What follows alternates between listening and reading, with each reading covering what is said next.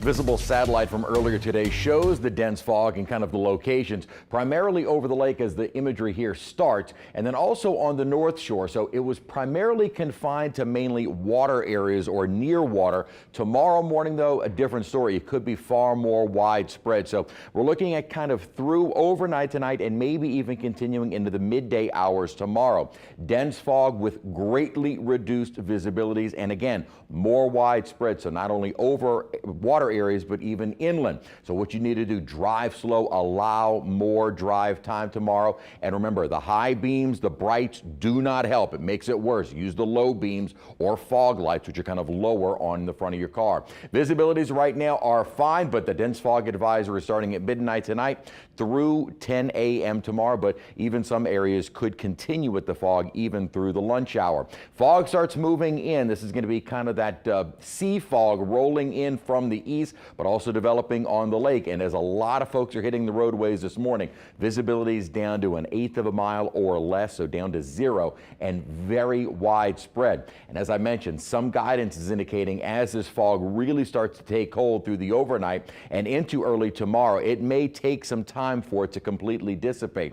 Here we are at noon and still some areas of dense fog, especially out over the coastal waters and over the lake. So it might kind of sock us in with the low cloud deck and low visibilities into the early afternoon. Now we will see a period of sunshine before here comes our front with an increase in cloud cover and maybe a few showers later in the evening and night tomorrow. Mostly clear skies outside right now, but that is what will allow those temperatures to get to the dew points later tonight and allow the fog to form. Now with that sunshine, high of 79 degrees today, that ties the record that was actually set back on this date in 1971, 1990, and in 2016. Our morning low of 60 is a little closer to where we should be for an afternoon high. We will see our temperatures get back to seasonal levels behind our front later tomorrow night. At the moment, mostly sunny or mostly clear as the sun is going down and still 72 degrees with dew points in the 60s. It was a very warm and humid day today.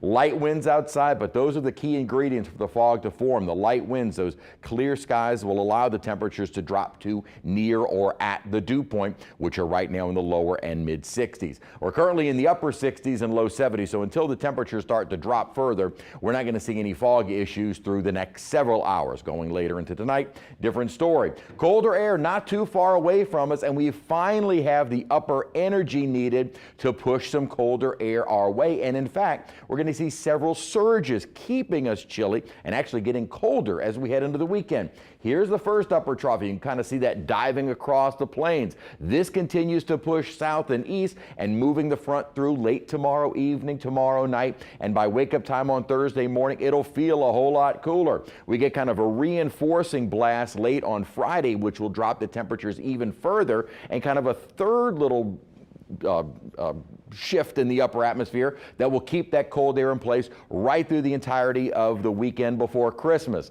Here's the issue. Then that cold air starts to lift to the north, and we immediately start to see at the surface an east and southeasterly wind. So while the temperatures come down initially for Thursday and Friday, even more so for the weekend, as soon as that cold air is cut off from us and we begin more of a southeasterly wind, temperatures are on the rise early into next week. So the model side by side for Christmas Day, about upper 60s with a few spotty showers and a bit more humid. So I'm going with this in the low 70s because I think the models lately have been kind of underestimating these surges of moisture from the Gulf of Mexico. So kind of mild to warm with some spotty showers, not exactly the Christmas feel. So if you want to enjoy a Christmas feel, get outside for this weekend, as we will have that chill in the air all weekend long. In fact, Saturday, Sunday, and Monday morning, a light freeze to frost on the North Shore, turning a little milder through Christmas Eve and Christmas Day.